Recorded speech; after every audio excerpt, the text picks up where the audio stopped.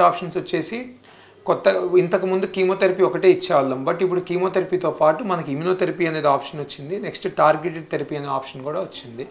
So immunotherapy అనేది మనం కీమోథెరపీతో పాటు కలిపి ఇవ్వచ్చు, లేకపోతే ఇమ్యునోథెరపీ ఒకటే జస్ట్ కీమోథెరపీ ఇవ్వకుండా ఇమ్యునోథెరపీ ఒకటే ఇవ్వచ్చు.